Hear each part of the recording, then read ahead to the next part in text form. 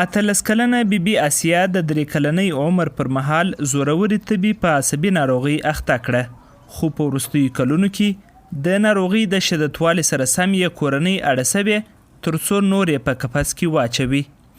د بیبي آسیا پلار وایي د ناچارۍ له امله د خپلې لور د ناروغۍ ته سخت ځورېږي. ورته د ډاکټرانو پیدا ورور نه ورته کوي. دا چې د کوټې ډاکټران یا داسې کراچي ته بوځي، مثال ته در معلومیږي د کراچي هند لا ښه دی چې خپل واسه پرې نه دی نو موږ د دې ځای واسه نه لرو، نو د کراچي او هند او کوټې ته خو بیا هغه ځای ته موږ نسو ویولی.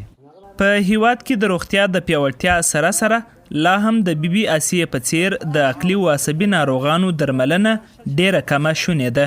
په تکلیف خو نه دغسې ده چې یعنې غټ تکلیف یې دا چې ګور ما اګر د دې تکلیف په خاطر نه دا په قفسه کې اچولې ده یا بندي دا مثال په پښو کې مې زنځیر راچولی.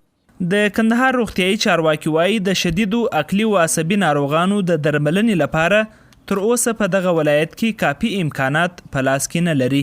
په کندهار ولایت کې موږ په عموم کې هغه سراپا خدمات د عقلي او عصبي لپاره لرو، یعنې داسې مریضان چې هغه داخلي بستر ته ضرورت ولري یا پرمختللې فعالې څانګې ته ضرورت ولري چې دوی باید هلته داخل شي، هلته تداوي وکړي. دغسې امکانات فی الحال د ولایت په کچه نه لرو. موږ به انشاءالله د دغه سړي نوم هم دغه کمیسیون مسؤلینو ته ورسوو چې دوی په راتلونکي کې میاشتانه مرستې دوی سره وکړي.